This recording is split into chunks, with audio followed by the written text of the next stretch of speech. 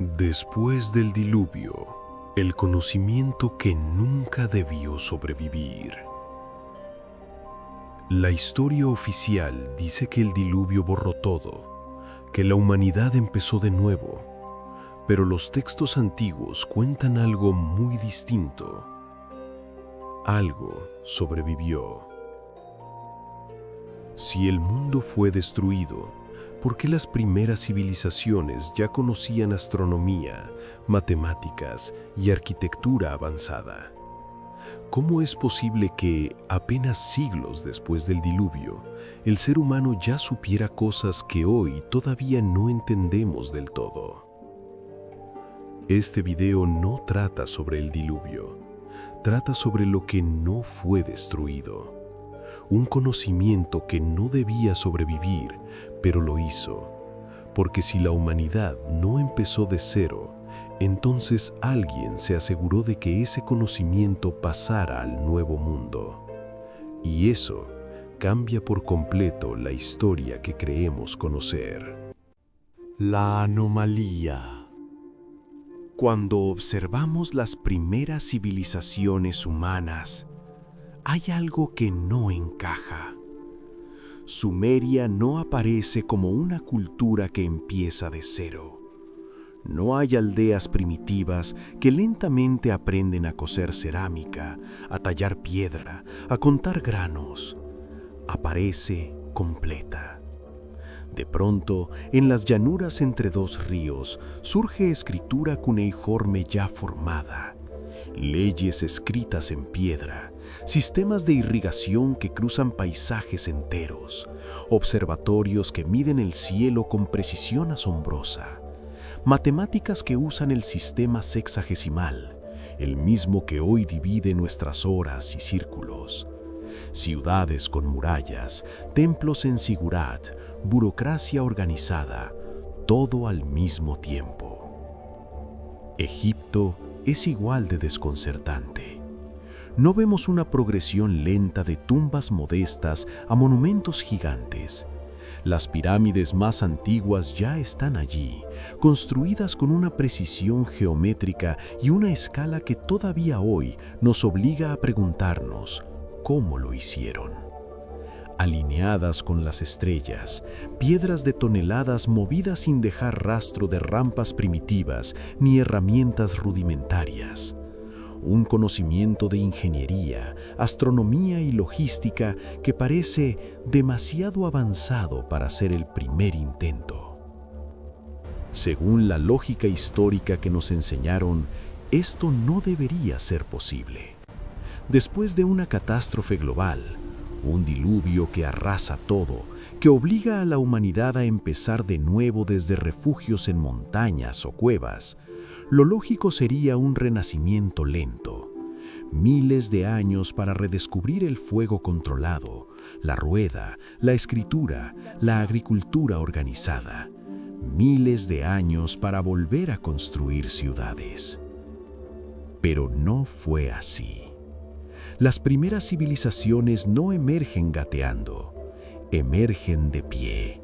Y no solo emergen, traen consigo un paquete completo de conocimientos que parecen entregados, no desarrollados paso a paso, no inventados con ensayo y error, entregados. En los relatos más antiguos, los reyes o líderes no son hombres comunes que descubren cosas por casualidad. Viven tiempos imposibles, reinados que duran generaciones enteras, siglos, milenios. Y cuando hablan de cómo llegó el saber, no dicen lo inventamos, dicen nos fue dado, nos fue enseñado, descendió del cielo. ¿Por qué? ¿Por qué no hay una fase torpe, primitiva, de prueba y fracaso? ¿Por qué las primeras sociedades complejas aparecen ya adultas, ya sabias, ya equipadas con herramientas intelectuales que deberían haber tardado milenios en crearse? ¿Quién o qué les entregó ese conocimiento justo después del diluvio? ¿Y por qué ese conocimiento nunca debió sobrevivir? El mundo antes del diluvio. Muchos textos antiguos coinciden en algo inquietante. Antes del diluvio, el mundo era diferente. No solo moralmente, intelectualmente. No hablamos solo de una humanidad más corrupta o más violenta. Hablamos de una humanidad que convivía con algo superior. Seres que enseñaban, seres que gobernaban, seres cuya presencia hacía que el conocimiento no fuera un descubrimiento lento, sino algo que se recibía, se transmitía, se heredaba. Ciudades que no empezaban como aldeas de barro y paja, sino que ya nacían con murallas, canales, observatorios. Conocimiento de los cielos que permitía predecir estaciones, eclipses, ciclos largos. Técnicas de construcción y metalurgia que no parecen haber pasado por siglos de prueba y error. Un mundo donde el saber parecía demasiado maduro para ser el primer intento de la especie. Y entonces llega el diluvio. No fue solo una inundación catastrófica, no fue un accidente geológico al azar, fue una purga, una limpieza deliberada, una separación tajante entre lo que debía continuar y lo que debía desaparecer para siempre. Lo que se llevó el agua no fue solo gente, aldeas, cosechas, fue un orden entero. Un orden que, según esas mismas tradiciones antiguas, había cruzado una línea. Había mezclado lo que no debía mezclarse. Había usado un conocimiento que no le correspondía usar en esa etapa. Pero aquí está el problema. No todo fue destruido. El diluvio no fue un reinicio total, fue una selección. Alguien o algo decidió qué debía hundirse en el fondo del mar y qué debía sobrevivir para reaparecer después. ¿Qué linaje, qué saber, qué fragmentos de ese mundo anterior debían pasar al otro lado de la catástrofe? Porque si todo hubiera desaparecido, no tendríamos esas primeras civilizaciones que emergen ya adultas, ya equipadas, ya sabias. No tendríamos esa anomalía que vimos en el bloque anterior. Sociedades que no gatean, que caminan de inmediato.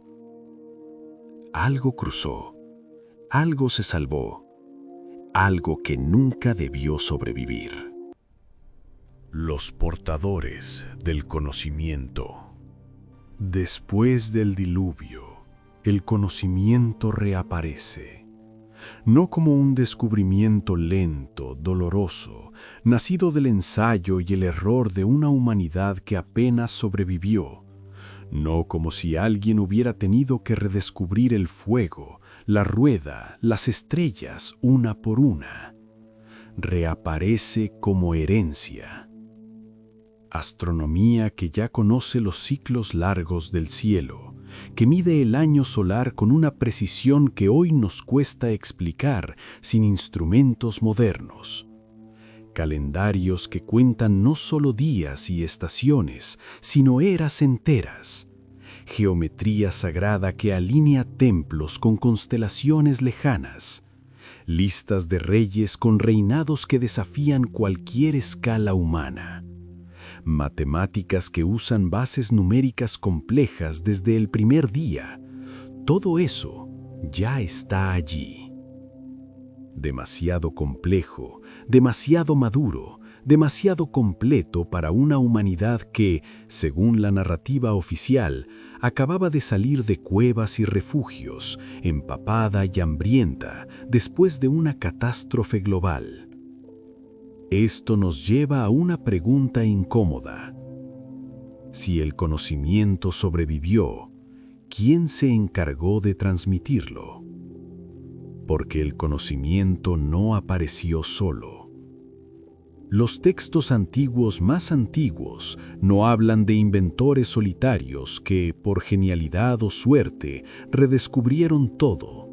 No hablan de tribus que generación tras generación fueron aprendiendo por prueba y fracaso. Hablan de maestros, figuras que llegan después del agua, figuras que ya saben, figuras que enseñan a la humanidad lo que ya conocían antes de que el mundo se ahogara. Sabios antidiluvianos que, según las tradiciones, lograron cruzar al otro lado, intermediarios entre lo que fue y lo que volvió a ser, algunos llamados vigilantes o guardianes, otros descritos simplemente como los que bajaron, los que trajeron, los que enseñaron. No crean el saber desde cero, lo entregan, lo recuerdan, lo preservan. El conocimiento no apareció solo. Alguien lo llevó en las manos, en la memoria, en las palabras, a través del agua. Alguien decidió qué fragmentos de ese mundo anterior debían pasar la prueba del diluvio y reaparecer en las primeras ciudades que surgieron de la arcilla húmeda.